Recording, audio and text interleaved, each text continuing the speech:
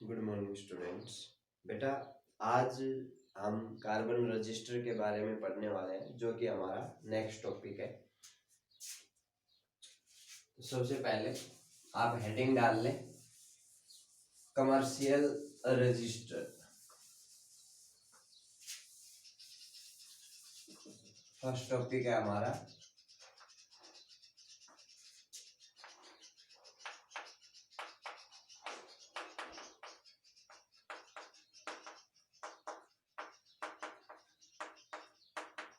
Commercial register.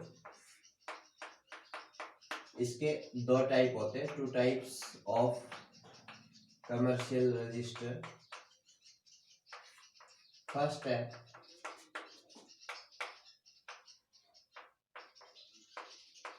Wire bound register, second carbon register.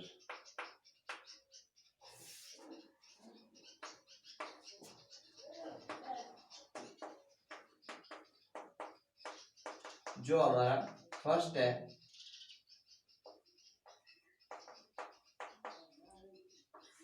Wire bound register, इसके case में क्या होता है कि जो एलॉय होते हैं, एलॉयज की वायर होती है। फॉर एग्जांपल जैसे कि हम लेकर चले कि नाइक्रोम, कॉन्स्टेंटन या मैंगनीज, ये कुछ मटेरियल्स हैं जिनकी एलॉय होती है। और ये जो एलॉयज से जो वायर बनती है, उस वायर को हम किसी इंसुलेटिंग बेस पर वाउंड करते हैं, और इस तरीके से हमारे पास जो रजिस्टर बनता है, उस रजिस्टर को हम बोलते हैं वायर बाउंड रजिस्टर। इन रजिस्टर्स के लिए अगर हमें रेजिस्टेंस की वैल्यू ज्यादा चाहिए, तो हमें क्या करना पड़ेगा, जो रजिस्टर है उसकी लेंथ बहुत ज्यादा करनी पड़ेगी। दूसरा हमारे पास आता है कार्बन रजिस्टर। कार्बन रजिस्टर के केस में क्या होता है कि जो ब्लैक कार्बन, क्ले, इनको मिलाकर हम क्या करते हैं, एक मटेरियल बनाते हैं, उसको हीट करते हैं और सिलेंड्रिकल रॉड की शेप दे देते हैं। इस तरीके से ये हमारे पास मटेरियल है जिसको मैंने सिलेंड्रिकल शेप दी हुई है। इसके अंदर हमारे पास ब्लैक कार्बन प्लस क्ले, ठीक है, ओके। अभी ये जो मटेरियल है, इसके ऊपर फिर हम क्या करते हैं, प्लास्टिक की कोटिंग करते हैं। ये हमने इसके ऊपर प्लास्टिक की कोटिंग की हुई है। अब ये जो रजिस्टर है, ये है हमारा कार्बन रजिस्टर। अब कार्बन रजिस्टर के कुछ एडवांटेज होते हैं, क्योंकि हम वायर बाउंड रजिस्टर के बजाय कार्बन रजिस्टर को यूज करना प्रेफर करते हैं। क्यों? Advantages,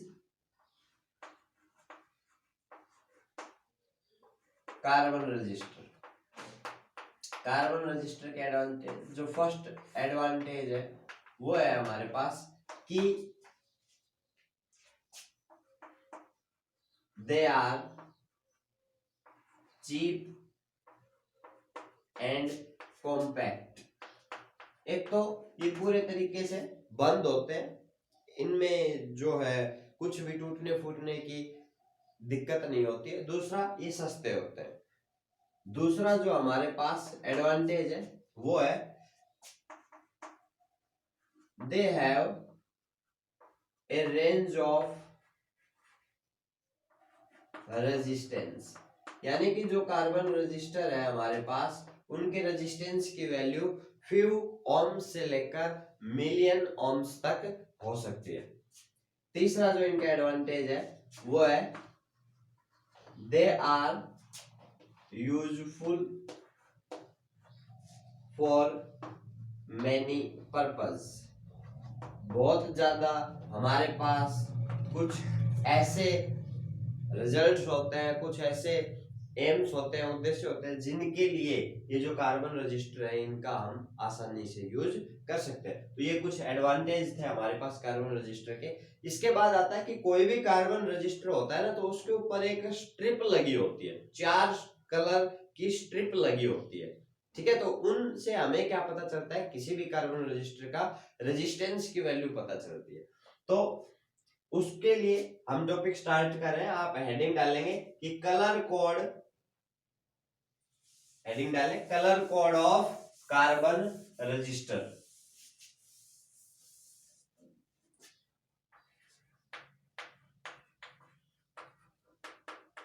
colour code for carbon register.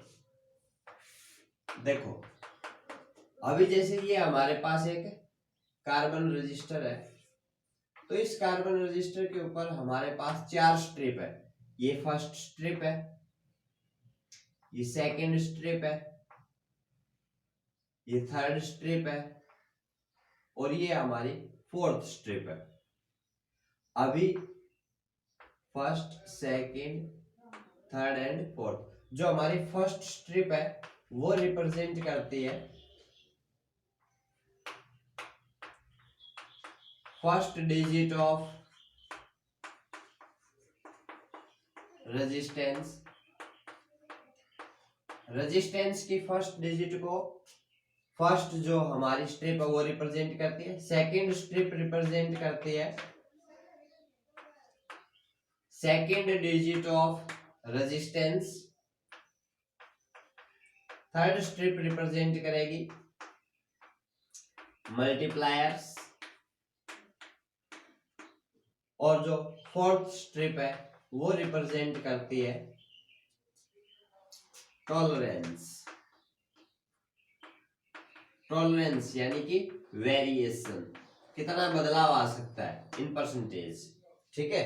तो ये जो हमारे पास कलर कोड है उसको समझने के लिए हमें एक टेबल बनानी पड़ेगी पहले, और जो हमारी टेबल है उसके अंदर हमें जो भी कलर होते हैं उनके बारे में बताया गया है। सबसे पहले हम लोग हेडिंग डालेंगे सीरियल नंबर, सेकंड हेडिंग रहेगी name of the colour, third जो कॉलम है वो है हमारा मल्टीप्लायर, और उसके बाद है टॉलरेंस। अभी देखो सीरियल नंबर ध्यान रखें आप, 0 से स्टार्ट करेंगे, 0 1 2 3 4 5 6 7 8 9। अभी ये जो कलर कोड है इनमें सबसे पहले black, blue, red, orange, yellow, green,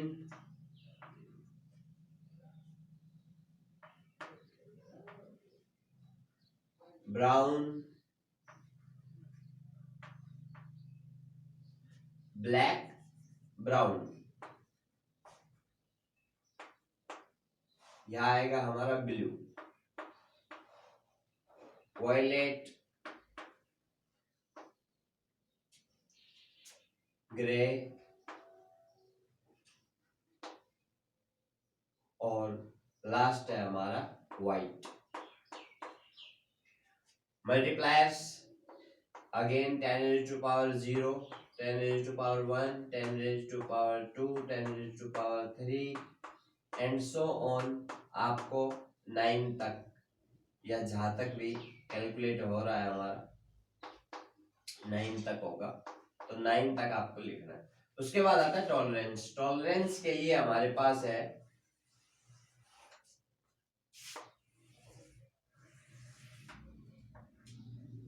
tolerance के लिए अगर गोल्ड कलर होता है तो ±5%, अगर सिल्वर कलर है फोर्थ स्ट्रिप पर तो ±10%, 10%। अगर यहाँ पर कोई कलर नहीं है, नो कलर, तो जो टॉलरेंस है वो होगी प्लस माइनस 20%, 20%। ठीक है, अभी ये जो टेबल है, अब आप कहेंगे कि सर आपको जो कलर्स के नाम है वो है इस तरीके से आपने कैसे याद किए, तो उसके लिए हमारे पास एक शॉर्ट टर्म है बीबी, रॉय, जी, बीवी, जी और लास्ट में डब्ल्यू। ठीक है, तो आपको बुक्स में मिलेगा, किसी में पता नहीं क्या लिख रखा है कि ग्रेट ब्रिटेन, वाइट, इस टाइप, मुझे नहीं याद होता है वो, तो मैंने अपना सिंपल याद किया हुआ है बीबी, यानी कि जो बीबी होती है। ठीक है, तो बीबी यहाँ पर हम बीबी के लिए रिलेट कर रहे हैं। ठीक है, तो बीबी, बीबी जब रोए, ROY, जब बीबी रोए तो उसको बोलो जी बीवी जी। ठीक है, जी बीवी जी, क्लियर, तो वो खुश हो जाएगी, वाइफ। क्लियर, क्या बन जाएगी वो, वाइफ बन जाएगी। ये मेरा खुद का तरीका, आपको अच्छा लगे तो इसको आजमाइए, वरना जो भी बुक्स में है वो आप रिलेट कर सकते हैं। तो बीबी रोए, GBVG, डब्ल्यू। क्लियर, तो इस तरीके से आप इन कलर्स के नाम को याद रख सकते हैं। ये हमारे पास कलर कोड है जिससे हम किसी भी कार्बन रजिस्टर का रेजिस्टेंस पता कर सकते हैं। फॉर एग्जांपल, अगर मान लो हमारे पास एक कार्बन रजिस्टर है जिसकी फर्स्ट स्ट्रिप है येलो, सेकेंड स्ट्रिप है ब्लू, थर्ड स्ट्रिप है ग्रीन और फोर्थ स्ट्रिप है गोल्ड। आपको उसका रेजिस्टेंस पता करना है, तो उसका रेजिस्टेंस क्या होगा, फर्स्ट स्ट्रिप येलो, येलो पर जाइए आप, येलो का serial number 4, first digit 4, then blue, blue यानी कि 6, 46। अभी थर्ड स्ट्रिप डिनोट करेगी मल्टीप्लायर को, क्लियर, तो थर्ड नंबर पर हमारे पास green, then 10⁻⁵ and tolerance gold plus minus 5%. This is the resistance of this carbon resistor which have split, जो strips हैं वो हमारे पास है yellow, blue, green and gold. ठीक है, तो ये हमारे पास कार्बन रजिस्टर था। इसके बाद हमारा टॉपिक आता है कलर कोड, सॉरी, इसके बाद हमारा टॉपिक आता है ड्रिफ्ट वेलोसिटी। हेडिंग डालो, इसको नोट करो फास्ट।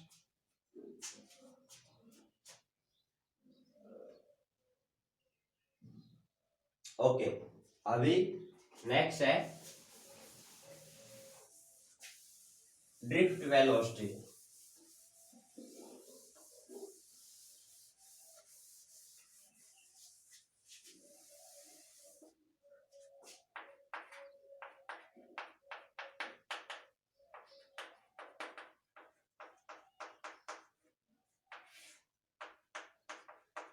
ड्रिफ्ट वेलोसिटी को हम रिप्रेजेंट करेंगे v एंड स्मॉल d।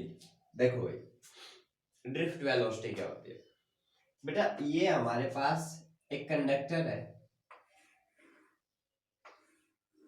अभी इस कंडक्टर के अंदर जो इलेक्ट्रॉन्स है वो रैंडमली मूव कर रहे हैं, क्लियर, यानी कि एक इलेक्ट्रॉन इस तरीके से मूव करता है,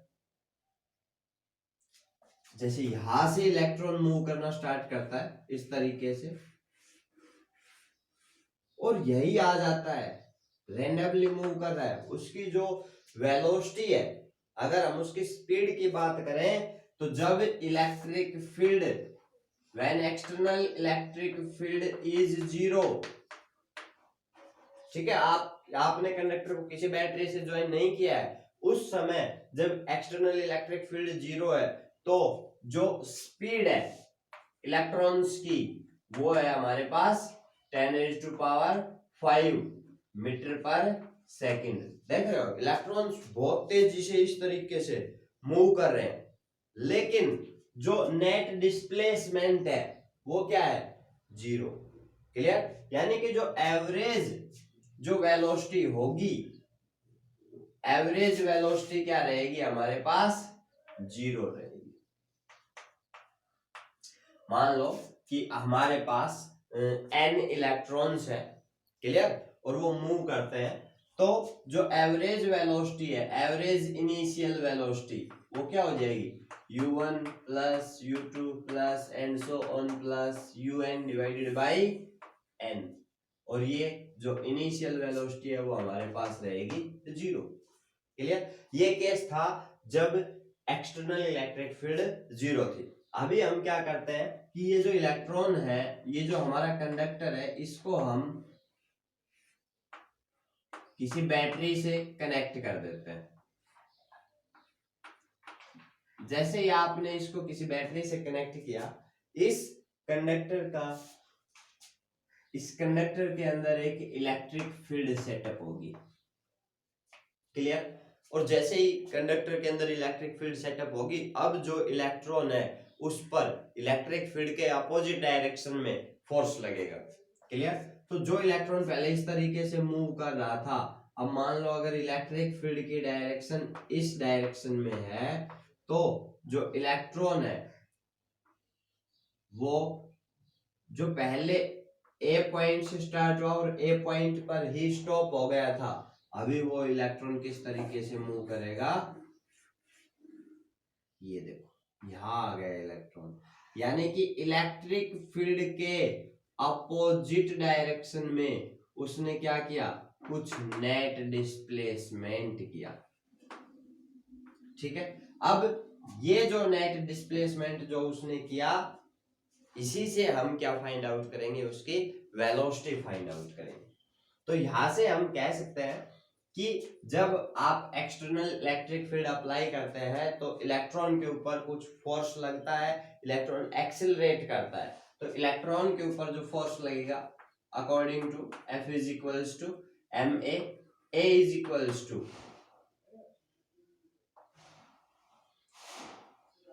F is equals to ma, a is equals to F upon m।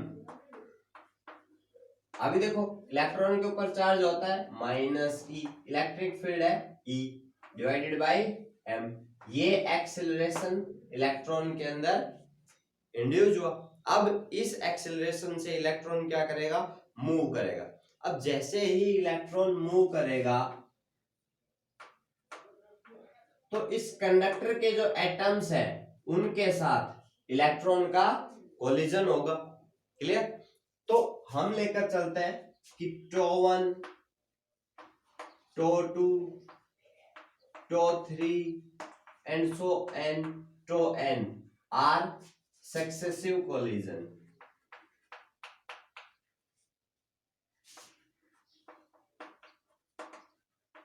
Then average collision, average ये जो है हमारे पास, ये कोलिजन्स के टाइम है। इलेक्ट्रॉन मूव किया, एटम के साथ टकराया, फिर स्टॉप हुआ, फिर आगे मूव किया क्योंकि इलेक्ट्रिक फील्ड के कारण फोर्स भी लग रहा है। अब यहाँ टकराया, इसके बाद जस्ट यहाँ टकराया, इसके बाद यहाँ टकराया, यहाँ से यहाँ तक का जो ये टाइम है, ये हमारे पास क्या है? टो1 है। क्लियर? तो इस तरीके से ये जो रिलैक्सेशन टाइम है, इसको हम बोलते हैं relaxation time.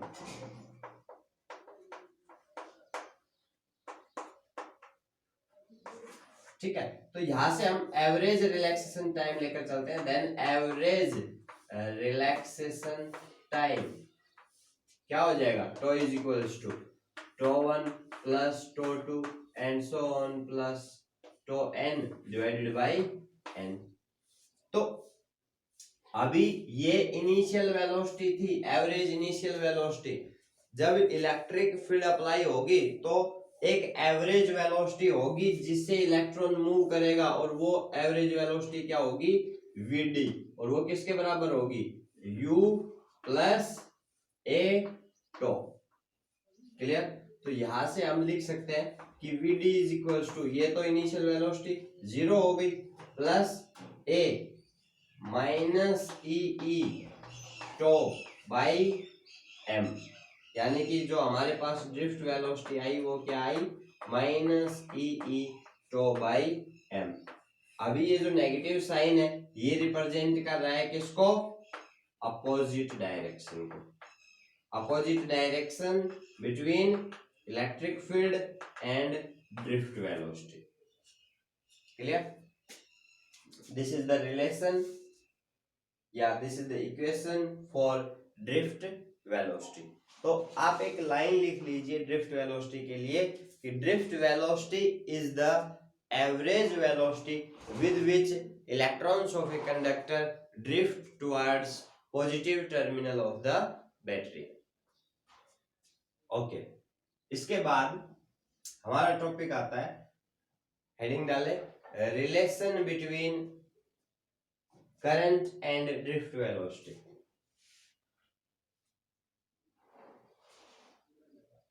Okay, relation between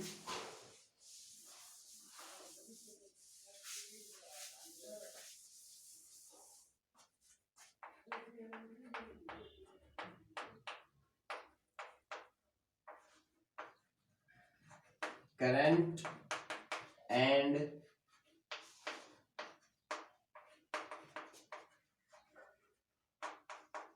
drift velocity. देखो भाई, अभी हमारे पास ये एक कंडक्टर है, इस कंडक्टर को हमने किसी बैटरी से ज्वाइन कर दिया जिसका पोटेंशियल डिफरेंस है V। क्लियर? इस कंडक्टर की जो लेंथ है वो है L और जो एरिया ऑफ क्रॉस सेक्शन है वो है A। क्लियर? अभी हम लेकर चलते हैं, या लिख देता हूं मैं कि A is area of cross section, L is length of conductor. एक चीज मैं लिख रहा हूं कि small n is number density of electron. इसका मतलब ध्यान से समझे, इसका मतलब है number of electron per unit volume. Unit volume यानी कि जो स्मॉल यूनिट वॉल्यूम है उसके अंदर जो इलेक्ट्रॉन्स है, कितने इलेक्ट्रॉन्स है वो है हमारे n। अब यहां से कंडक्टर का जो वॉल्यूम है वो कितना है? A into L. Unit volume में कितने इलेक्ट्रॉन्स हैं? n। Total number of electron कितने हो गए?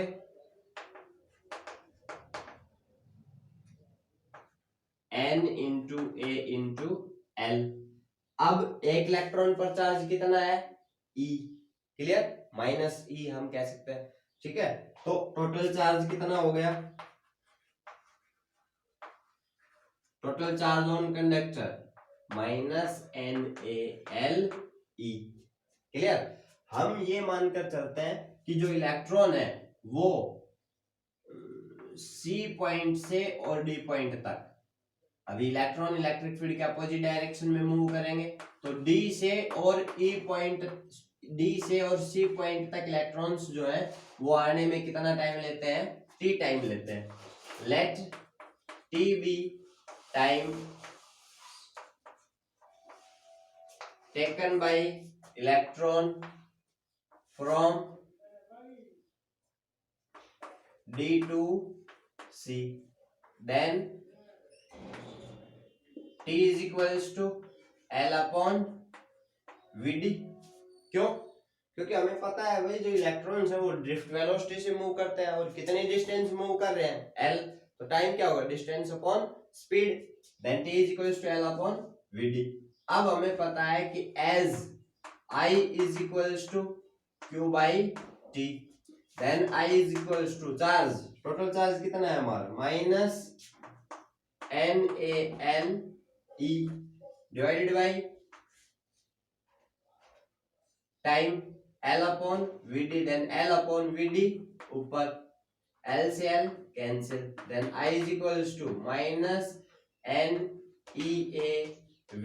अगेन ये जो नेगेटिव साइन है ये किसको रिप्रेजेंट कर रहा है? कि भाई करंट और ड्रिफ्ट वेलोसिटी की जो डायरेक्शन है वो एक दूसरे के अपोजिट है।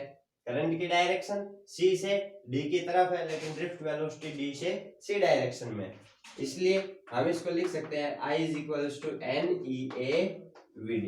This is the required relation between current and drift velocity. यहाँ से हम करंट डेंसिटी और ड्रिफ्ट वेलोसिटी के बीच में भी रिलेशन निकाल सकते हैं। कैसे? I अपॉन ए को इधर ले आए, I upon a is equals to NEVD, then I is equals to I upon a क्या हो गया J, then current density is equals to NEVD। Clear? Note करो इसको। आज इतना पढ़ेंगे, कल नेक्स्ट टॉपिक्स करेंगे। Thank you.